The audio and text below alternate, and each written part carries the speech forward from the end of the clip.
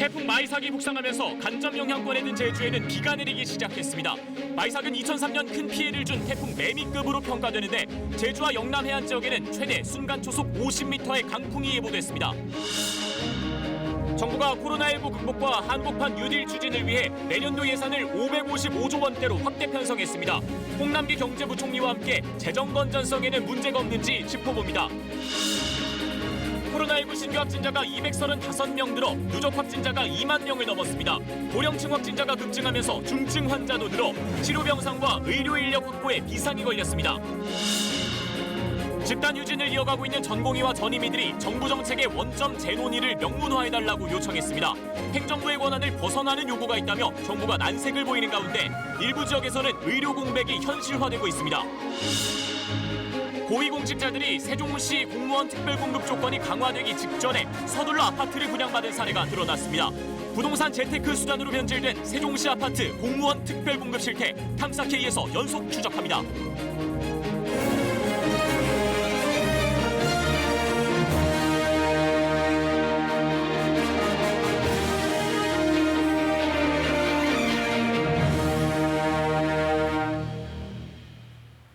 안녕하십니까. 연대하려면 흩어지라는 이 방역당국의 당부처럼 지금은 굵고 확실하게 흩어져 있는 상황입니다. 어떻게든 짧게 마침표 찍어야겠습니다. 코로나19 KBS 종합뉴스룸 9시 뉴스. 오늘은 먼저 북상 중인 태풍의 진로부터 살펴보겠습니다. 9호 태풍 마이삭은 한반도에 역대 가장 강한 폭풍을 몰고 왔던 이 매미급이라는 평가가 있는데요. 재난방송센터 연결해서 자세히 알아보겠습니다. 이정훈 기자. 이 태풍이 더 강해졌다는데 예상 진로는 달라진 게 없습니까? 네, 현재 태풍은 일본 오키나와 북서쪽 해상까지 북상했습니다. 중심에 눈이 또렷한 매우 강한 태풍으로 발달했습니다. 오전까지는 북서쪽을 향했는데 오후 들어 북동쪽으로 방향을 튼 상태입니다. 태풍은 지금 방향대로 이동해서 내일 오후엔 제주도 남동쪽 해상을 지나겠고요. 모레 새벽 부산 부근에 상륙할 것으로 기상청은 내다봤습니다. 해외 기상당국은 이보다 서쪽, 영호남의 경계 부근에 상륙할 것으로 보고 있는데요. 기상청은 북서쪽에 건조한 공기에 태풍이 밀리고 있어서 기존 예상대로 부산 쪽에 상륙할 것으로 본다고 밝혔습니다. 이번 태풍이 지난 2003년 큰 피해를 가져왔던 매미급이라고 하는데 그럼 위력이 어느 정도인 겁니까? 네, 2003년 태풍 매미는 경남 고성 부근에 상륙했습니다. 당시 제주에선 순간 초속 60m의 강풍이 관측됐는데요. 태풍이 몰고 온 바람으론 역대 가장 강한 폭풍입니다. 당시 130명이 넘는 인명피해가 발생했고 재산 피해는 4조 원이 넘었죠. 이번 태풍 마이삭과 비교하면 상륙 지점은 마이삭이 다소 동쪽으로 비켜 있는데요. 상륙 시점의 위력은 매미와 큰 차이가 없을 것으로 보입니다. 그때보다 더 걱정되는 건 마이삭이 매미와 달리 동해안을 타고 북상할 거란 점인데요. 보통의 태풍은 한반도 부근에선 방향을 급격히 동쪽으로 틀어서 빠져나갑니다. 하지만 마이삭 동쪽엔 고기압이 가로막혀 있고요. 북서쪽에서 내려오는 상층 저기압과 태풍이 서로 끌어당기면서 북쪽으로 향할 것으로 보입니다. 이 때문에 수도권을 포함한 전국에 거센 비바람이 예상됩니다. 네, 그리고 매미 때는 비바람뿐 아니라 해일 피해도 컸었는데 이번엔 어떻습니까? 네, 이번 태풍도 비와 바람, 해일, 태풍의 위험 요소를 모두 갖고 있습니다. 먼저 비를 보면요. 전국 대부분 지역에 100에서 300mm의 비가 오겠습니다. 백두대간에 있는 동해안엔 지형 효과가 더해지면서 최대 400mm 이상의 비가 예보됐습니다. 바람은 내일 오전엔 제주, 오후엔 남해안에서도 강하게 불겠습니다. 제주와 영남 해안엔 최대 순간 초속 50m의 강풍이 예보됐습니다. 이번 태풍의 북상 시기는 매미 때와 마찬가지로 음력 보름으로 밀물대 수위가 가장 높아지는 대조기와 겹칩니다.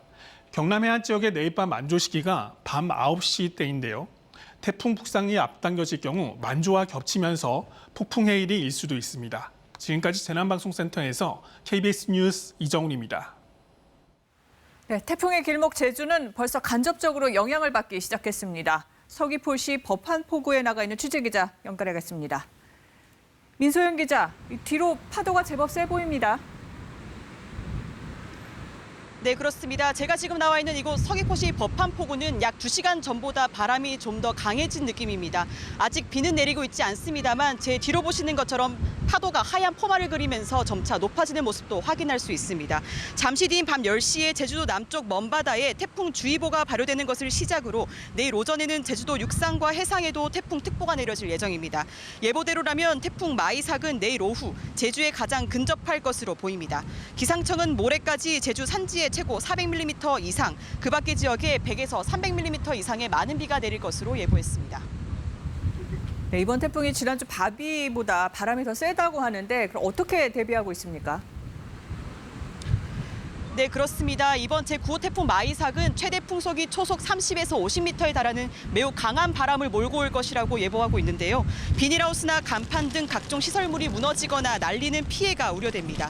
태풍이 가장 근접하는 내일 제주 해상엔 최고 10m의 높은 물결이 일겠습니다.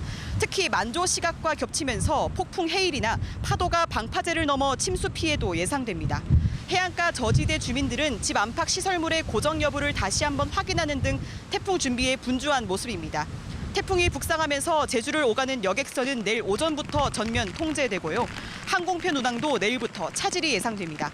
제주도는 태풍 북상에 따라 24시간 비상근무에 들어갔습니다.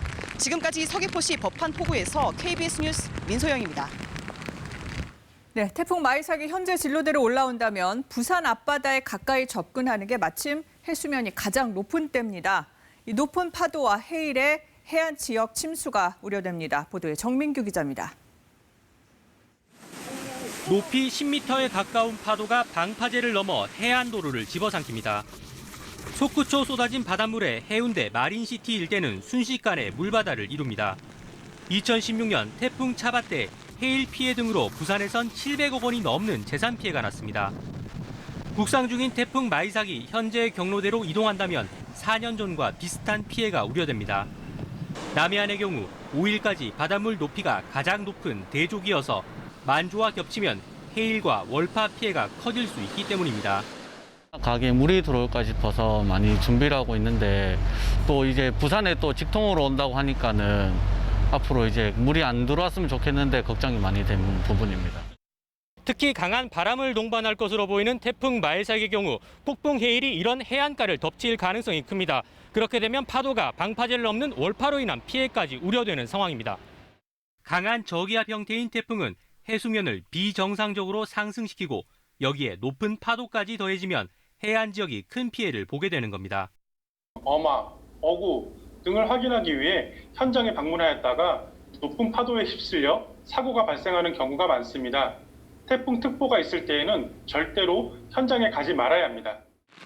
전문가들은 피해를 막기 위해서는 풍랑 정보를 수시로 확인하고 침수가 우려되는 곳엔 모래 주머니나 물막이 판을 설치하는 등 철저한 대비가 필요하다고 강조했습니다. KBS 뉴스 정민규입니다. 네, 다음 소식입니다. 코로나19 극복과 선도 발전, 내년 예산안을 발표하면서 정부가 제시한 핵심 방향입니다. 내년 나라 살림 규모는 556조 원에 육박해 올해 예산보다 8% 넘게 늘었습니다. 특히 산업과 중소기업 또 에너지 관련 예산이 가장 많이 증가했는데요. 이 디지털 뉴딜과 그린 뉴딜을 두 축으로 하는 한국판 뉴딜 투자의 영향입니다. 이 코로나19 충격을 줄여줄 사회 안정망도 빠질 수 없습니다. 보건, 복지, 또 고용 분야 예산이 10% 넘게 늘었는데 이 가운데 일자리 예산이 20% 늘었습니다. 이 미래를 위한 연구개발, R&D 예산도 12% 넘게 증가했습니다. 정부는 감내 가능한 범위 내에서 예산을 최대한 늘려잡았다고 설명했는데요. 내년 예산안 구체적으로 어디에 쓰일지 또 나랏빛 걱정은 안 해도 되는 건지 장덕수 기자가 짚어봤습니다. 탄소 배출 없는 수소차입니다. 내년에 전기차와 함께 11만 6천 대가 보급되는데 1조 6천억 원이 투입됩니다. 이렇게 한국판 뉴딜의 두 축인 그린, 디지털 뉴딜 사업에만 16조 원 가까운 예산을 잡았습니다. 여기에 코로나19로 어려움을 겪는 취약계층을 위한 사회 안전망 확충에 편성된 예산까지 감안하면 한국판 뉴딜 관련 예산만 21조 원이 훌쩍 넘습니다. 또 고용유지 지원금 확대와 공공일자리 사업 같은 일자리 예산도 8조 6천억 원을 책정했습니다. 미래 산업을 키우면서 이 과정에서 소외되는 사람들도 챙기겠다는 뜻입니다. 특히 내년은 미래 우리 경제의 향방을 결정하는 골든타임이 아닐 수 없습니다. 2021년 예산이 그러한 골든타임을 커버하는 중심적 역할을 수행하게 될 것으로 저는 믿습니다. 민간 소비 촉진을 위한 소비 쿠폰과 상품권 사업에 1조 8천억 원, 중산층 주거 불안 해소를 위한 공공임대주택 건설에도 19조 원을 투입합니다. 정부 씀씀이가 커지면서 재정 건전성 지표인 관리재정 수지는 109조 7천억 원 적자로 예상됩니다.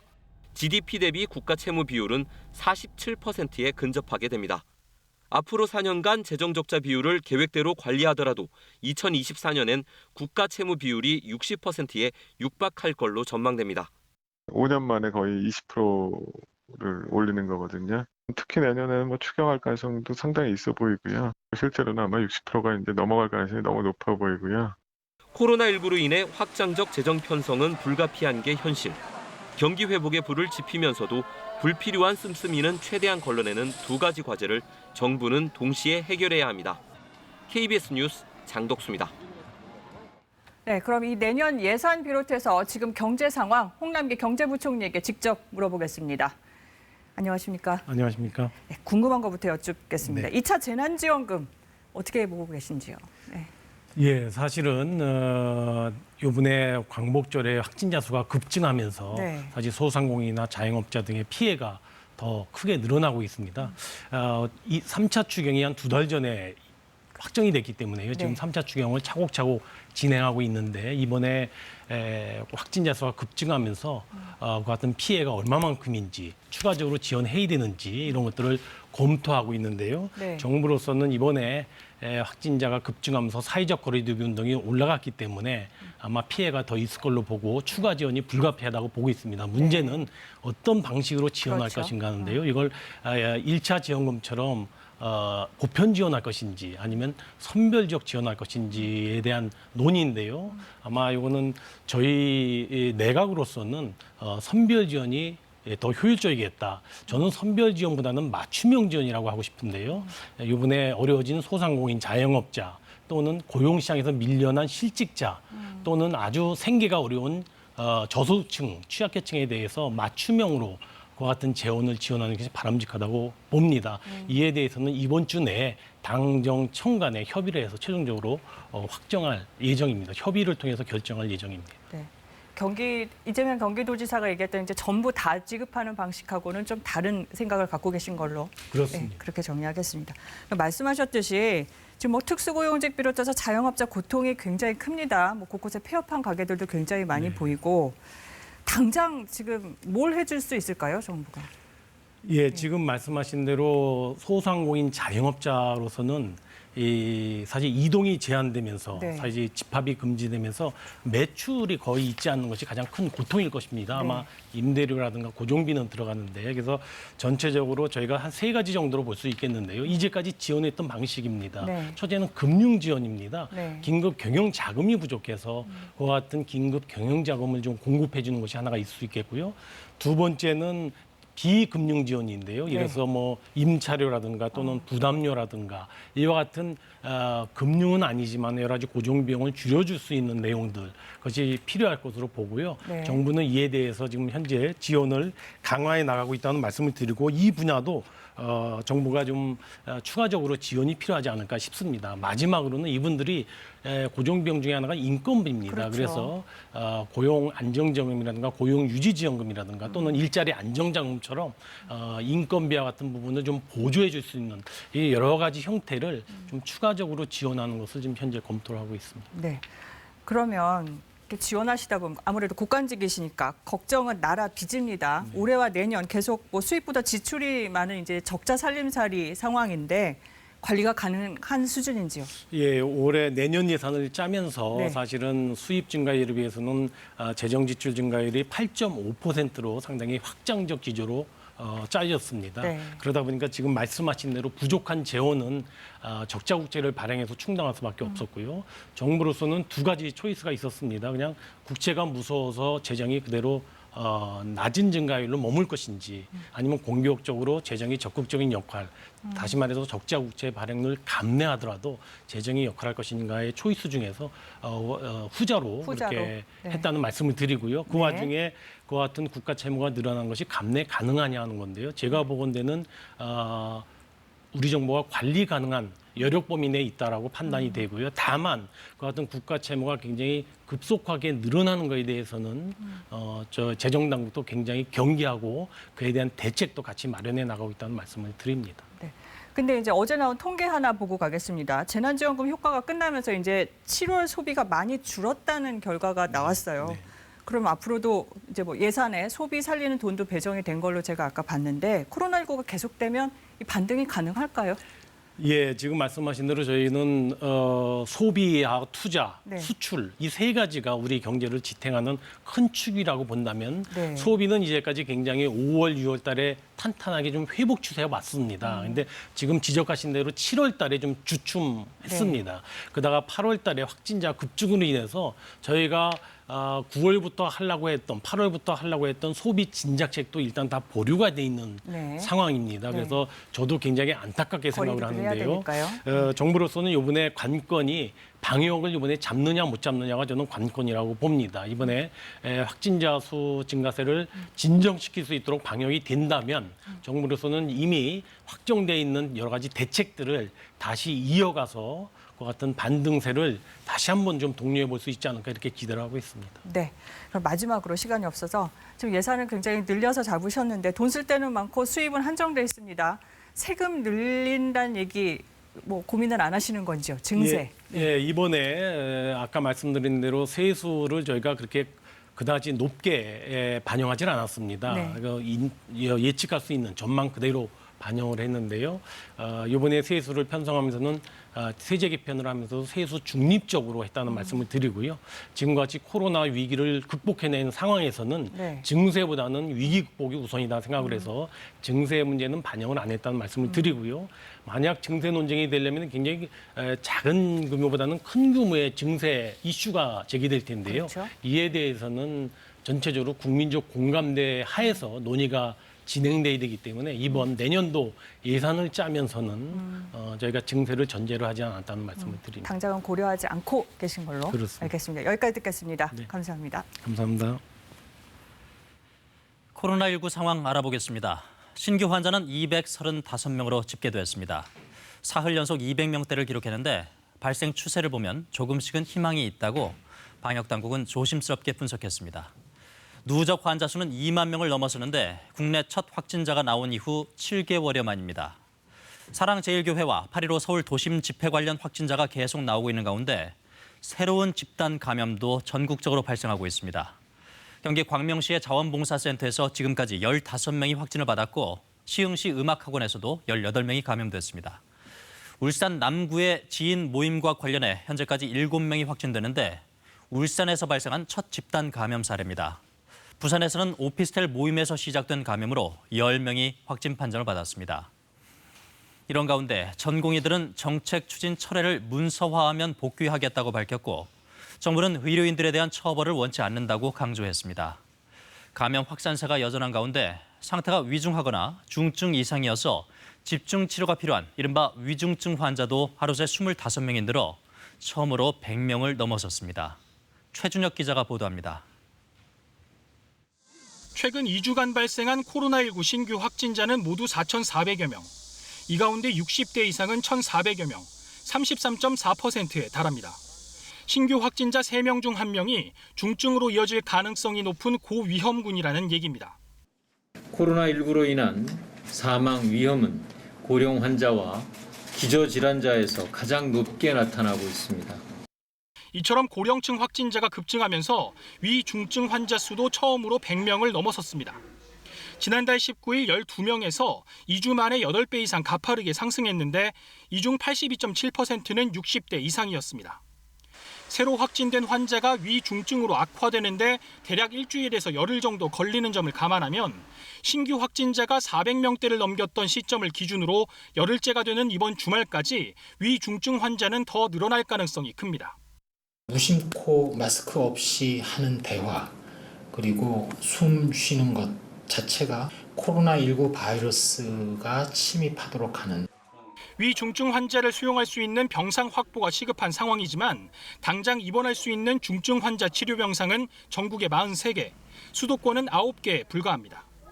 병상의 숫자뿐만 아니라 그 병상을 운영할 수 있는 의료 인력의 수도 매우 중요한 부분입니다. 추가적인 인력이 있다면 확보된 병상을 더 운영을 할 수가 있는. 정부는 중증 환자 치료 병상을 추가로 확보하기 위해 손실 보상 기준을 마련하는 한편 중증 환자 치료를 위한 의료진들의 진료 현장 복귀가 동반돼야 한다고 지적했습니다. KBS 뉴스 최준정입니다. 코로나 사태가 장기화하면서 노약자와 어린 학생 등 돌봄 서비스 수요도 계속 늘고 있습니다. 하지만 사회적 거리두기가 강화되면서 대면 접촉이 필수인 돌봄 서비스의 공백이 커지고 있습니다. 송수진 기자의 보도입니다. 직장에 다니는 40대 김모 씨. 지난 2월 코로나19가 확산할 때 도입된 긴급 돌봄 서비스를 통해 초등학생 자녀를 돌봐왔지만 더 이상 이용하지 않고 있습니다. 사회적 거리두기 강화에 따라 점심급식을 중단한다고 하더니 최근에는 꼭 아이를 보내야겠냐고 물어왔다고 합니다. 지금 위험한 시기에 그렇게 보내시게요? 이렇게 물어보시는 거예요. 나는 맞벌이고 아이를 정말 학교에서 안전하게 좀 케어를 했으면 하는데 되게 상처받았죠. 반면 이웃의 다른 학교는 도시락을 주고 오후까지 돌봐준다는 말을 들을 때마다 더 속상해집니다. 긴급 돌봄 서비스는 각 학교가 운영권을 갖고 있기 때문에 지역마다, 학교마다 서비스의 품질과 내용이 제각각이기 때문입니다. 너무 답답하더라고요. 너무 억울하고 어느 지역에 있으면 그 혜택을 받고 어느 지역은 혜택을 못 받고 하니까. 사회적 거리두기가 강화되면서 이 노인복지관은 아예 문을 닫았습니다. 취약계층 노인들을 위해 식사 제공과 간단한 건강 체크를 해주는 주간 돌봄 서비스가 일부 운영되고 있었는데 이마저도 중단된 겁니다. 지난 주말에 어르신 어디 가신다고 들었는데 거기는 다녀오셨어요? 대신 일주일에 2번 간편식을 지원하거나 안부 전화를 하지만 대면 돌봄의 빈자리를 온전히 메울 수는 없습니다. 돌봄을 반드시 필요로 하는 분들께 서비스 제공은 유지되어야 할 것입니다. 안부 전화 등 다양한 비대면 서비스 제공으로 돌봄 공백을 최소화해 주시기 바랍니다. 커지는 돌봄 공백을 메울 수 있는 섬세한 복지 정책이 필요한 시점입니다. KBS 뉴스 송수진입니다. 확진자가 1,000명 넘게 나온 서울 사랑제일교회 인근에는 사람들의 발길이 뚝 끊겼습니다. 애꿎은 주변 상인들이 피해를 보고 있는데 참다 못해 교회를 상대로 손해배상 소송에 나서기로 했습니다. 이유민 기자가 취재했습니다. 방역복을 입은 상인들이 시장 구석구석에 소독약을 뿌립니다. 지난달 시장 인근 사랑제일교회에서 확진자가 나온 뒤부터 하루에도 여러 차례 돌아가며 방역을 하고 있습니다. 하지만 이런 노력에도 손님들의 발길은 여전히 뜸합니다. 처음이에요. 이런 적이? 네. 장사는 언제까지 하느냐, 하지 말아야 되는 거 아니냐, 그 정도예요. 주위 분들이. 이건 오늘 안 팔리면 버려야 되는 물건이잖아요. 그냥 엄청 많이 버렸죠. 사람이 안 나오니까. 실제로 지난달 시장 방문자는 상반기 평균과 비교해 절반이나 줄어든 상황. 상인들은 교회 측에 책임을 묻기로 했습니다. 이곳 장위 전통시장 상인들은 한 명도 빠짐없이 사랑제일교회를 상대로 단체 소송에 나서기로 했습니다. 시민단체 도움을 받아 이달 중순 제기할 손해배상 소송에는 전통시장을 포함한 장위동 일대 상가 133곳이 참여합니다. 90%에 육박하는 분들이 좀 참여를 해 주실 거라 생각이 들고 그간의 누적된 그런 피로가 불만들이 이제 폭발을 한 거로 보여지고요. 코로나19 확산 이후 소상공인들이 특정 종교단체를 상대로 민사소송에 나선 건 이번이 처음입니다. 사랑제일교회가 인근 상가 매출에 직접적인 영향을 미쳤다는 걸 증명하는 게 핵심입니다. 약 1년 정도의 상인들의 매출액 추이를 확보한 뒤 소송을 제기할 예정입니다. 이런 가운데 서울시도 사랑제일교회 관련 확진자 치료와 방역에 들어간 비용을 따져 교회 측에 구상권을 청구하겠다고 밝혔습니다. KBS 뉴스 이유민입니다. 네, 힘듭니다. 포장만 가능해진 어느 커피점 앞에 붙은 문구입니다. 이번 주부터 거리두기가 2.5단계로 한층 강화되면서 방역수칙 지키면서 버텨야 하는 시간이 더 길어졌는데요. 당분간 휴업, 또 폐업합니다. 이렇게 곳곳에는 답답한 마음이 가득 묻어납니다. 업종을 바꾸거나 재취업하기도 어려운 상황, 이 임대 계약과 대출 때문에 폐업도 마음대로 못하는 가게가 적지 않습니다. 이렇게 코로나19 상황이 길어지면서 우리 경제의 실핏줄 역할을 해온 자영업자들의 고통이 이어지고 있는데요. 지금 이 시각 도심은 어떤 모습인지 알아보겠습니다. 일주일 동안은 일상을 포기해달라는 방역당국의 호소에 저녁 풍경도 많이 바뀌고 있는데 취재기자 연결해 보겠습니다. 박영민 기자, 지금 굉장히 어두운데 지금 나가 있는 곳이 어디입니까? 네, 저는 지금 서울 을지로에 나와 있습니다. 직장인들이 많이 찾는 일명 노가리 골목입니다. 평소 지금 이 시각이라면 더위를 피해 노가리의 생맥주를 즐기려는 시민들로 북적였을 텐데요. 지금은 이렇게 한산한 모습입니다. 제가 1시간 전쯤 이곳에 왔을 땐 야외 테이블에 손님들이 조금은 있었는데 밤 9시가 지나면서 모두 자리를 떠났고 테이블도 정리된 상태입니다. 제가 이곳에서 유명한 한 호프집 주인에게 요즘 장사 어떤지 물어봤는데요. 광복절 전까지만 해도 저녁 8시면 20석 규모의 홀에는 손님들이 꽉 찰 정도였는데 지금은 많아야 5테이블 정도 찬다고 합니다. 월세를 내야 하니까 문을 열긴 열었는데 찾는 손님이 없어 걱정이라는 업주들이 많았습니다. 네, 밤 9시 이후에 식당이나 주점에 못 가니까 다른 곳으로 몰린다던데 지금 어떻습니까? 그렇습니다. 제 뒤로 편의점이 보일 텐데요. 밤 9시 이후로는 식당이나 주점에서 음식이나 술을 먹지 못하다 보니까 이렇게 편의점 야외 테이블을 찾는 시민들이 부쩍 늘었습니다. 하지만 방역당국은 오늘 휴게 음식점으로 신고한 편의점도 거리두기 2.5단계 적용 대상이라고 밝혔습니다. 서울 시내 편의점 가운데 약 70%가 해당합니다. 문제는 나머지 약 30% 자유업으로 등록한 소형 편의점은 집합 제한 대상이 아니었는데요. 서울시는 조금 전인 밤 9시부터 자유업으로 등록한 소형 편의점에 대해서도 집합 제한 명령을 내렸습니다. 야외 테이블을 치워달라는 공문을 보냈고 단속도 시작했습니다. 지금까지 서울 을지로에서 KBS 뉴스 박영민입니다. 네, 환자복 차림에 분홍색 고깔 모자를 쓴 어르신이 창밖을 내려다봅니다. 인천의 한 요양병원인데요. 주차장 쪽을 자세히 보면 현수막을 펼친 사람들이 보입니다. 엄마 생신 축하해요. 이 큼직한 풍선다발 들고 선 사람들은 할머니의 자녀들이었습니다. 이 요양병원 면회가 전면 금지되면서 직접 만날 수 없게 된 가족의 풍경입니다. 올해 89번째 생신 맞으신 어머니는 아주 오래오래 창밖을 향해 손을 흔들었다고 합니다. 집단 휴진 중인 전공의와 전임의들이 정책 추진을 원점에서 재논의한다는 내용을 문서화해 줄 것을 요청했습니다. 반면 정부는 일부 정책의 철회는 정부 권한이 아니라며 요청을 분명히 해달라고 역제안했습니다. 김민혁 기자입니다. 의대 정원 확대와 공공의대 설립, 한방첩약 급여화, 그리고 원격 의료 실시. 의료계는 이 정책들이 당사자인 의사들과의 협의 없이 일방적으로 추진됐다고 주장합니다. 그렇기 때문에 전공의들은 원점에서 다시 논의해야 된다는 점을 강조합니다. 이를 위해 전임의, 의대생들과 함께 젊은 의사 비상대책위원회를 출범시켰습니다. 원점부터 재논의한다는 걸 문서로 명문화해주면 집단휴진을 철회하겠다고 밝혔습니다.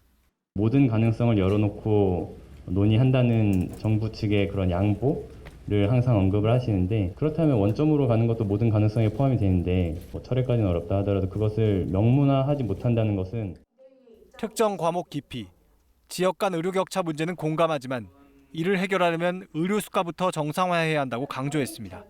비현실적인 의료 수가로 인해 발생하는 적자를 감당하지 못하고 전공을 포기한 채 비보험가로 내몰리는 것이 반면 정부는 일부 정책 결정 과정에 의사협회도 참여했으면서 이제 와서 철회하라는 건 납득할 수 없다고 반박합니다. 특히 한방첩약 급여화는 법에서 정한 최고 의결기구에서 의사협회를 포함한 24명이 8개월 이상 논의에 결정한 사안이라는 겁니다. 또 공공의대는 국회에서 법을 만들어야만 가능해 정부가 일방적으로 추진할 수 없다고 밝혔습니다. 정부는 분명하게 입장 정리를 해달라고 요구했습니다. 행정부의 권한을 벗어나거나 위법적 사유로 정보의 철회가 불가능한 요구가 두 가지이고 남는 것은 의사수 확대 문제입니다. 정부는 또 의사 국가고시를 연기한 건 의료계에 다시 손을 내민 것이라며 대화 의지를 거듭 표명했습니다. 한 명의 의료인도 처벌을 받는 일을 원하지 않습니다. 이번 사태로 절대 희생이 되는 것을 바라지 않고 있다고 하는 점을. 한편 정부는 집단 휴진으로 인한 의료 공백을 메우기 위해 조만간 군의관 20여 명을 민간 병원에 투입할 계획입니다. KBS 뉴스 김민혁입니다. 의료계 집단 휴진으로 가뜩이나 병의원이 부족한 지역에서는 의료 공백이 커지고 있습니다.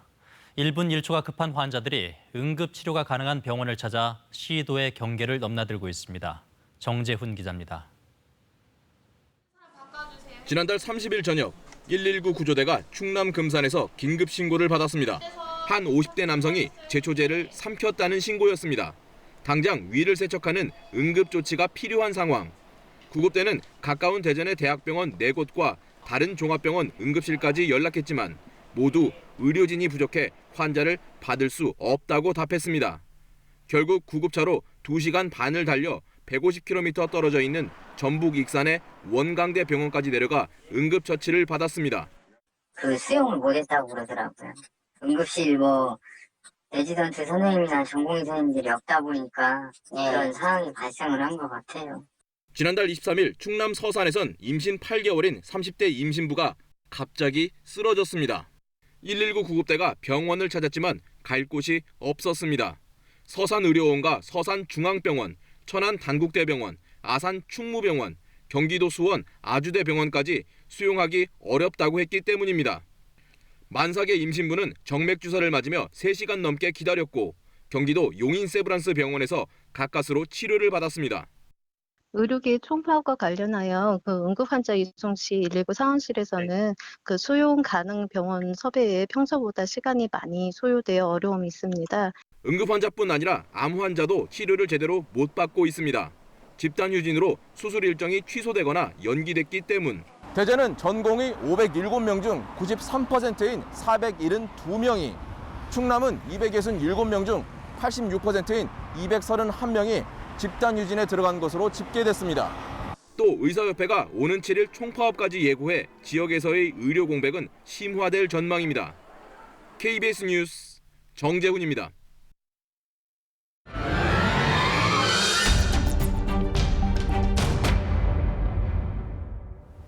세종시 이전기관 아파트 특별공급, 이른바 공무원 특공의 특혜 논란에 대해서 어제 심층 보도해드렸죠.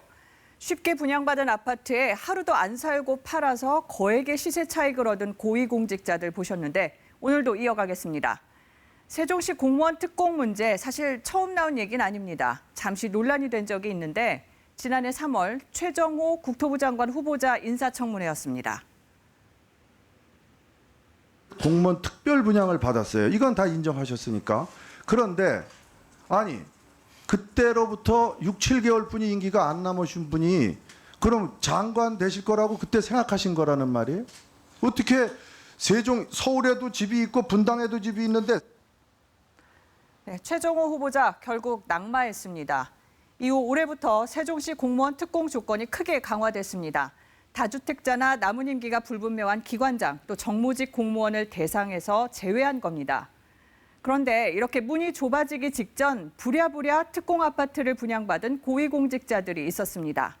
퇴임이나 이직을 앞둔 경우도 있었는데요. KBS 탐사보도부가 이른바 막차 특공 또 먹튀 특공 실태를 확인했습니다. 탐사K 박현 기자입니다. 세종특별자치시의 1200세대 아파트 공사 현장. 지난해 6월에 분양했는데 절반인 600세대가 이른바 공무원 특공 물량입니다. 경쟁률 2.93대 1. 일반 분양 42대 1보다 훨씬 낮지만 공무원 특공치고는 꽤 높았습니다. 이전 기간 마지막 특공이었기 때문에 아마 다 지금 와서 다른 때보다 높았나요, 경쟁률이? 마지막이니까 다 넘어오는 거죠. 지난달 취임한 윤종인 개인정보보호위원장. 지난해 6월 행안부 차관 시절 이 아파트를 특별 분양받았습니다. 장차관이나 선출직 등 정무직 공무원은 세종시 특공아파트 분양 대상에서 뺀다는 방침을 정부가 예고한 뒤였습니다. 올해 초부터는 실제로 제외됐습니다. 장관과 차관 뭐 이런 정무직 분들은 2020년 1월부터는 이제 특별공급 대상이 아니다. 아, 그때 그런 얘기가 나왔었나요? 예, 그때 행정 예고가 그때 나왔었어요. 그러셨다는 그런 거죠? 얘기가 있었던 것 같긴 한데 그게 뭐 구체적으로 남이 부처 일이니까. 역시 정무직인 이춘희 세종시장도 마찬가지였습니다.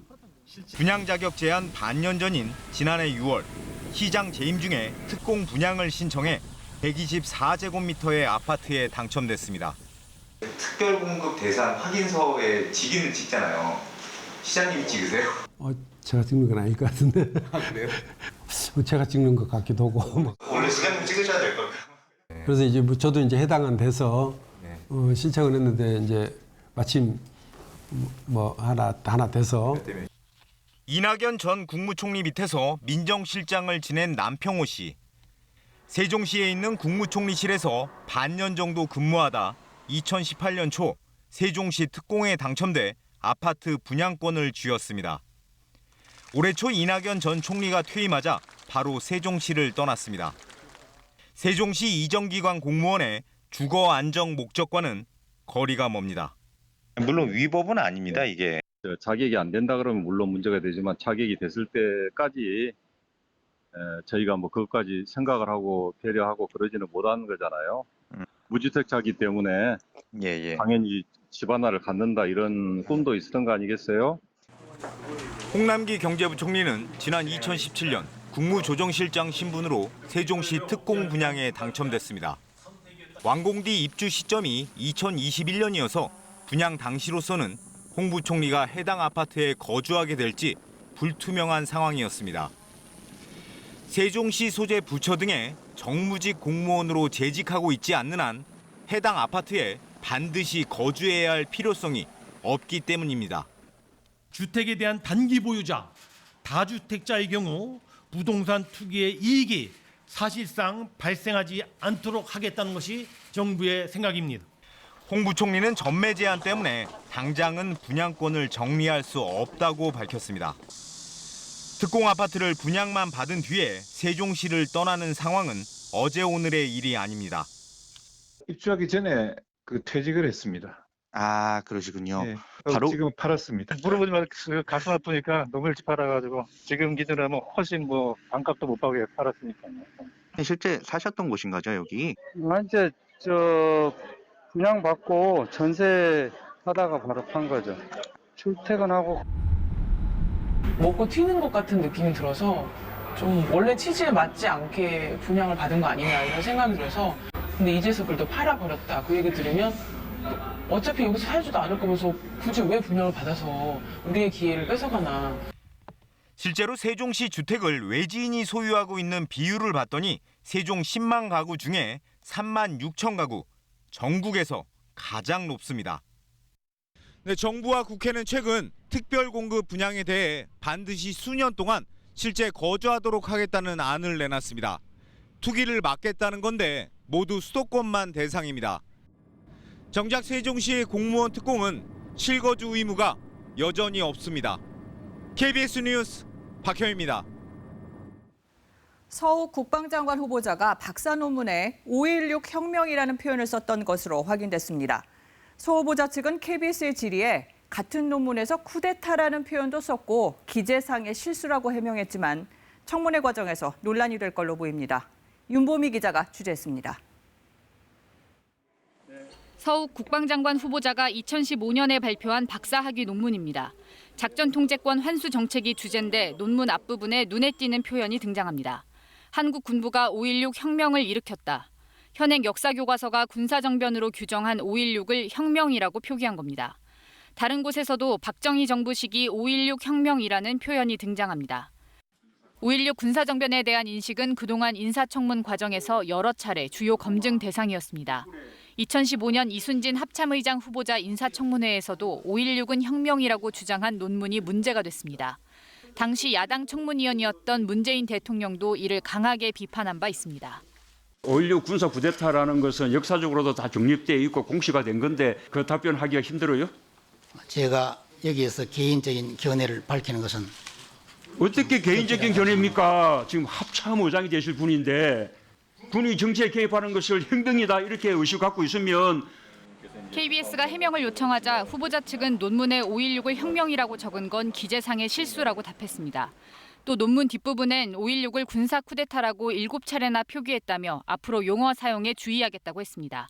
서 후보자 측은 특히 5.16은 엄연한 군사정변으로 이를 쿠데타라고 규정한 대법원 판결에 동의한다고 강조했습니다. 하지만 일관되지 못한 표현을 박사 논문에 사용한 만큼 청문회 과정에서 논란이 불가피해 보입니다.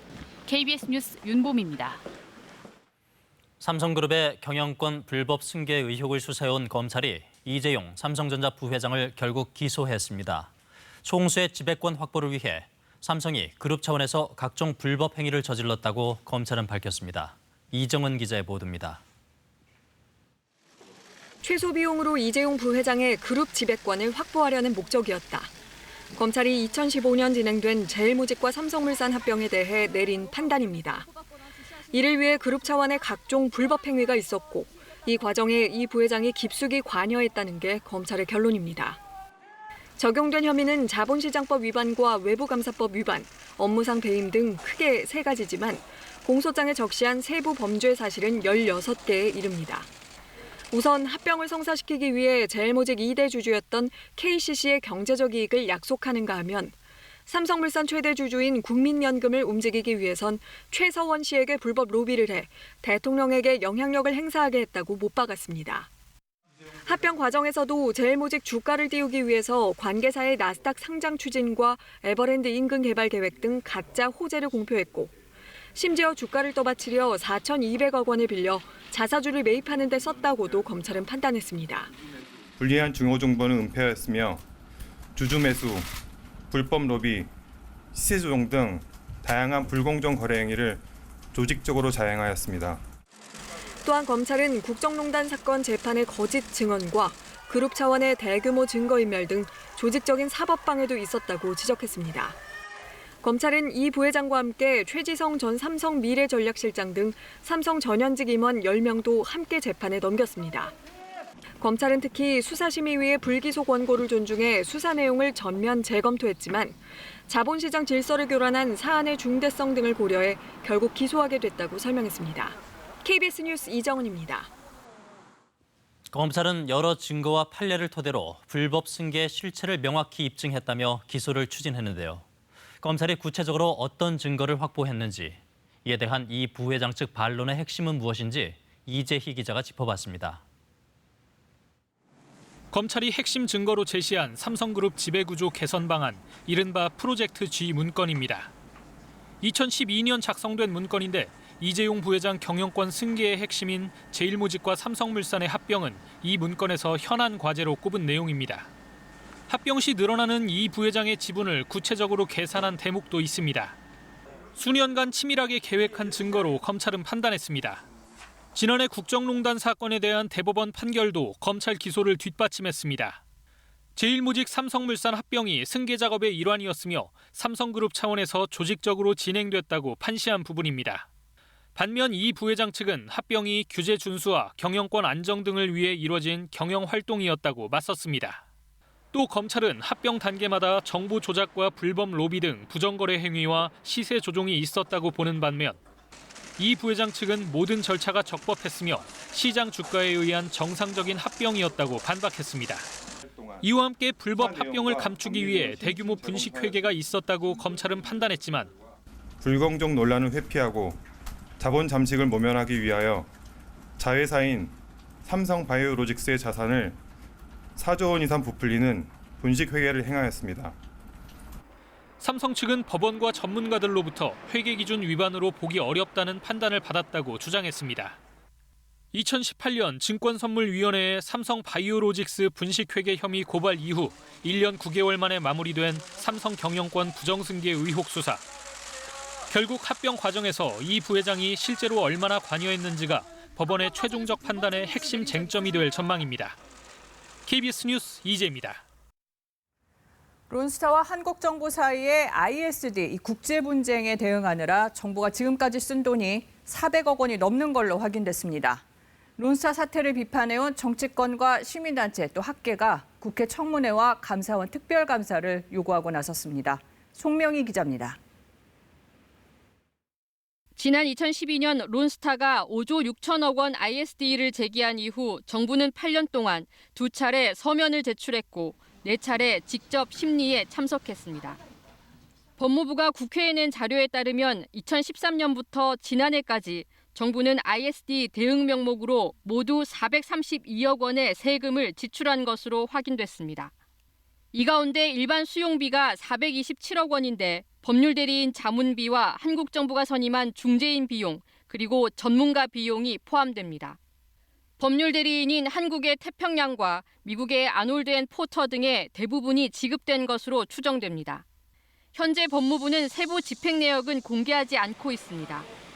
더 큰 문제는 한국이 패소할 경우 론스타의 비용까지 정부가 부담해야 할 수도 있다는 우려입니다. 패소되면 소송 비용까지도 사실 우리가 손해를 보게 되는 그러한 일이 있어서 이런 문제도 미리 좀 이 국민적 양해를 구하고 공유화돼야지 이런 국가의 혈세를 430억이나 지금 쓰고 있으면서 이런 절차가 비밀주의에 따라 된다는 것은 큰 문제라고 생각합니다. KBS는 지난 주말 론스타의 한국 투자 17년 동안 경제 관료들의 원죄와 면죄부를 집중 보도했습니다. 특별청문회 개최하라! 개최하라! 정의당과 시민단체들은 진실과 책임자 규명을 위한 국회 청문회와 감사원 특별감사를 촉구했습니다. 이러한 시작을 알리기 위해서 국정감사 기간 동안에 론스타 문제를 본격적으로 다뤄서 실체가 무엇인지를 확인해야 할 것이라고 생각합니다. 또 정부의 ISD 대응 과정도 실체를 파악한 뒤 검찰 수사와 특별법 제정 등의 필요성을 강조했습니다. KBS 뉴스 송명입니다.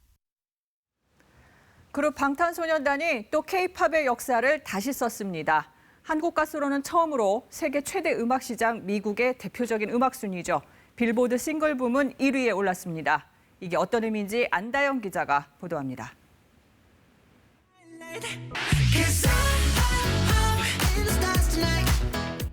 디스코 팝 장르의 경쾌한 리듬에 밝고 희망적인 가사. 빌보드 정상에 오른 방탄소년단의 신곡 다이너마이트입니다. 한국 가수의 노래가 빌보드 싱글 차트 핫백 정상에 오른 건 우리 대중음악 역사상 처음입니다. 오빤 강남스타일. 2012년 세계적 열풍을 일으킨 싸이의 강남스타일도 7주 연속 2위에 만족해야 했습니다. 방탄소년단이 음반 차트인 빌보드 200에 이어 싱글 차트까지 빌보드 양대 차트를 석권한 데는 남다른 의미가 있습니다. 주로 앨범 중심이기 때문에 팬덤 현상으로 충분히 기록을 할 수 있습니다. 그렇지만 핫100 같은 경우에는 그 노래 자체가 좋고 선호되어야만이 상위권에 올라갈 수가 있습니다. 빌보드는 BTS가 첫 영어 싱글로 핫100을 지배했다. 곡 발매 시작부터 폭발적이었다며 1위 등극 소식을 알렸습니다. K-팝 가수들의 빌보드 핫100 도전사는 10년 전으로 거슬러 올라갑니다. 2009년 노바디로 76위를 기록한 원더걸스를 시작으로 2012년 싸이의 강남스타일, 2017년 DNA로 핫백의 문을 두드린 방탄소년단이 마침내 다이너마이트로 K-팝의 새 이정표를 세웠습니다. 누군가에게 작은 위로가 되었으면 하는 마음에 발표한 곡이었는데 정말 뜻밖의 핫백 1위라는 어마어마한 소식을 듣고 뭔가 말로 다 표현할 수 없을 만큼 기쁘고 빌보드 정상을 정복한 방탄소년단의 다음 도전은 음반계 아카데미상이라 불리는 그래미 어워즈. 앞으로의 행보가 더욱 주목되는 이유입니다. KBS 뉴스 안다영입니다.